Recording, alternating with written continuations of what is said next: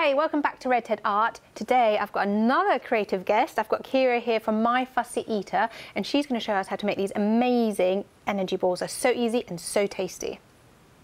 So tell us what we need. Okay, so the ingredients we're going to need for this are some oats, so just plain rolled oats, the kind of porridge oats you buy and use to make your porridge in the morning. We're going to need some peanut butter. Yeah, I love a big tub of it. Brilliant. Love these. I always use peanut butter because my kids love peanut butter, but you can use any kind of nut butter. It works really good as well.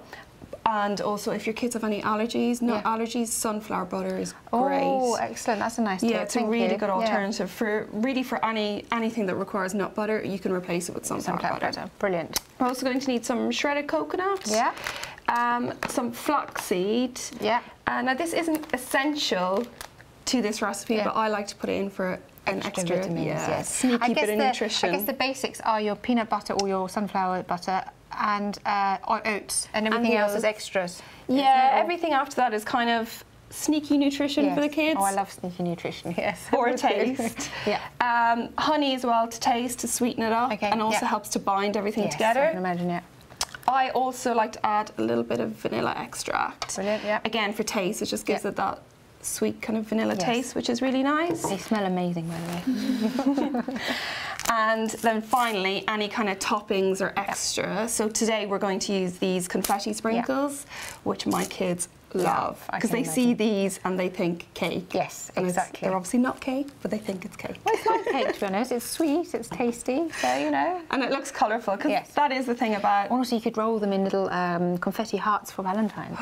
Really good idea. So, yeah, you could little cookie cutters and shape them. There's so much you can do with this recipe, which is why I love it. Again, you can see the kind of different one that we've made here. We've put chia seeds and chocolate chips in this, so again extra sneaky nutrition. Yes. But then the chocolate is quite I've been adding some chia seeds to the bread we make, just sort of as an extra healthy, sneaky. We've got a bread maker, obviously. I'm not making it from scratch, but you know, it's the sneaky way to get in some healthy vitamins and minerals and stuff. There's so much. I mean, I make chia jam because my kids love jam on toast in the morning, so I make it with honey and chia seeds. Clever. Which they just, again, they have no idea what's in there. No, it doesn't matter, does it? Smoothies and bread. Never thought of bread. That's a really good idea. Yeah, just especially if it's the granary flour. But I guess with white flour, you wouldn't really notice so much. Yeah, I love a bit of cheese. Great, let's get started. So that's it. Yeah, so all we need is a bowl.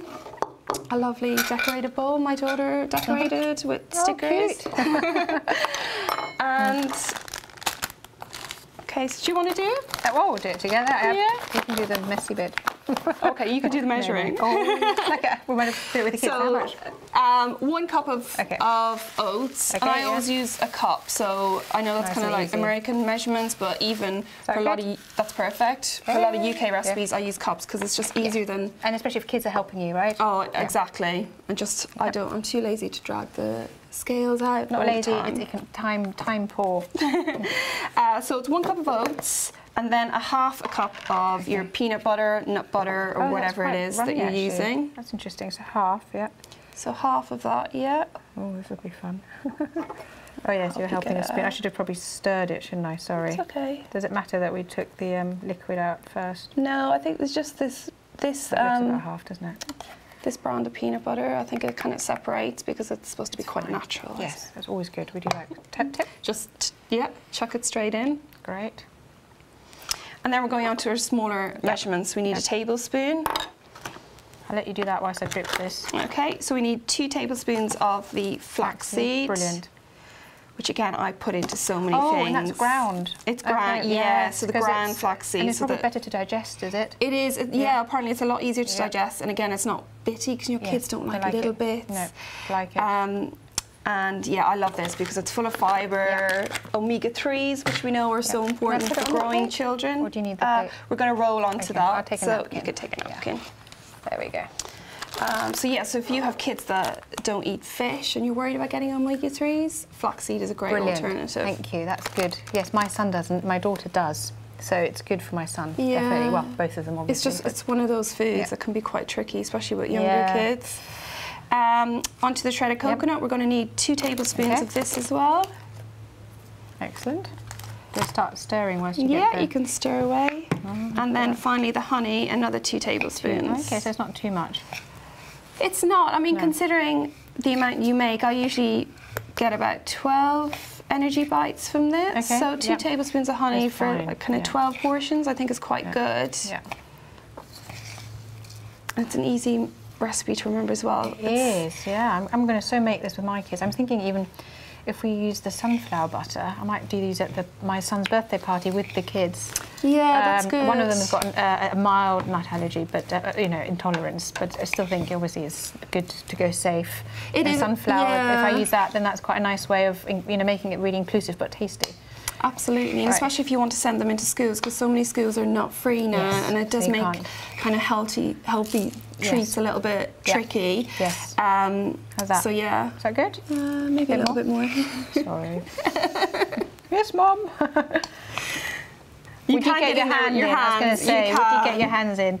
Or at home, you'd probably, with the kids, my kids get straight in there with their hands. But it's fine, just to How old are your kids again? You said almost 5? 4 going on 5, and my son is just coming up to 2. His birthday's in a couple of weeks. Oh, very busy house then. Yeah. Okay, how's that? Is that good enough? I think enough that's to roll good. a couple of balls? We're going to add the sprinkles now. Oh, you add them in and out? Oh, so we're going to add them now, and then sprinkle a few more on top as well. Did we do the vanilla? I can't remember. Oh, we didn't do that. Just because you've got it.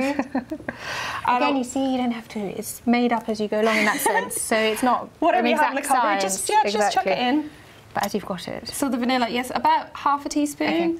That's usually enough. I might measure this by eye because, again, I'm too lazy to get the spoon from the drawer. No, it's good. Good. Not lazy. Time sensitive or whatever. Economical.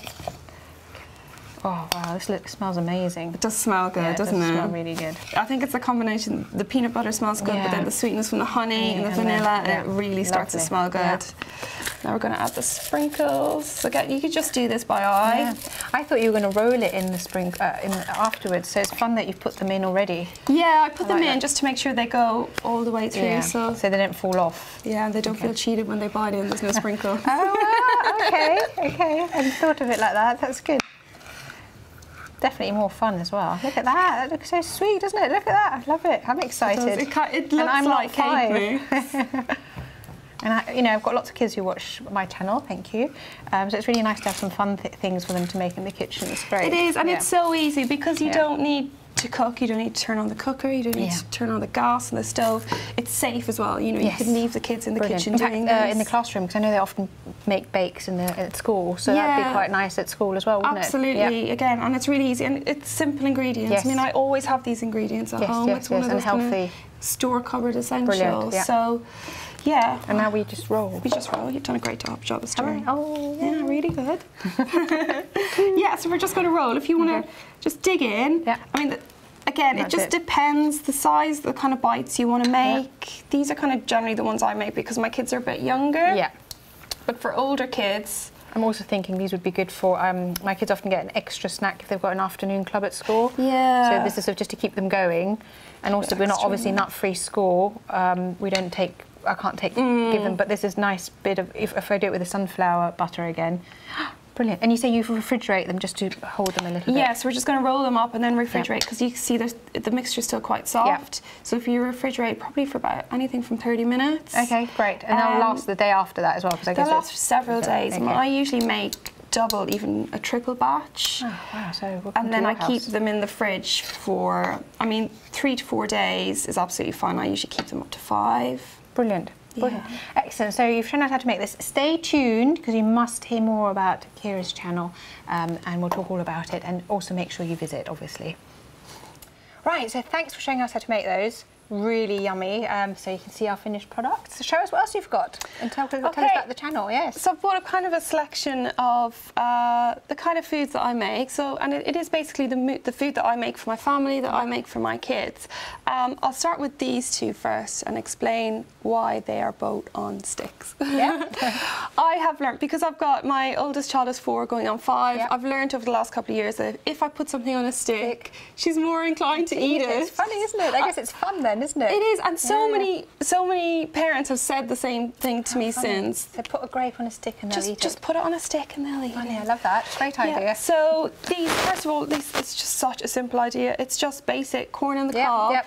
but on cake pop sticks. And then instantly they want to eat it. They love it. I mean, my kids eat these for snacks now, so I sometimes boil them up. Okay. I keep them in the fridge. Good idea. And just I leave them out. And then it keeps those munchies under control because they're kind of munching on it rather than, you know, sometimes you eat because you're bored. Exactly. Yeah, yeah. Or that, you know, like the kind of 10-15 minutes before dinner's ready, the kids are screaming for food. Pop one of these out from the fridge. If you want, just heat it in the microwave. Bit of butter, bit of salt if they like that. And or your garnish. channel is full of these sort of genius little ideas. And it is life easier. It's just the little things to keep the kids happy and also to get some healthy food in them. Brilliant. Simple ideas are always the best. Yes, I agree. And this, again, another idea on a stick, but it's just it's basically a deconstructed sandwich. Oh, of course it is. Yeah, Lovely. so it's a ham and cheese sandwich with some lettuce, but it's put on a stick. And do you find they eat all of it, or maybe leave the odd bit? There is things like lettuce. My daughter in particular doesn't really like lettuce, but when I serve it like this, she'll have a little nibble. And that's what it's about, isn't it? It's just constantly introducing and constantly getting them to try. Because I find, for example, with lettuce, that I've been really lazy about giving it to my children. But actually, one of them does eat it, and it's because every so often I've remembered, and it's that habit forming, isn't it? So I guess this is really good. Even if they don't eat all of it, you're habit forming, and they're used to seeing it and, I guess, nibbling it and tasting it. It is, and there's all this research at the moment about kids' feeding habits and how to introduce new foods, and it's all about just small tastes, small bites, small tastes, and even if they say, I don't like that, try it again in a couple of weeks' time, because their taste buds expand and develop so quickly. So it's always worth trying. If they don't eat it this week, try next week and the week after. Let's see these. These are probably one of my favourite recipes to make, because I basically serve them all day long. They're egg muffins. They can be breakfast, they can be lunch, they can be a snack, they can be tea. Are they quick to make? They are. They take about 20-25 minutes in the oven. That's right, But in terms of preparation, they are so simple. Brilliant. So all you need is some eggs. So say you want to make 6, you need 6 large eggs. Chuck in and beat them up in a jug. Chuck in some grated cheese. And then any extras, so you can put in like ham, cooked chicken, again, secret little veggies, chopped up veggies. Pour them into muffin tins. Yes, with the paper. Yeah, so a little bit of paper on, or you don't even have to. If you use the silicone, they'll come out. Yeah, they'll pop straight out. Yeah. Put them in the oven, 20-25 minutes, and they're ready. You can eat them warm straight away. Keep them in the fridge for a couple of days. Nice.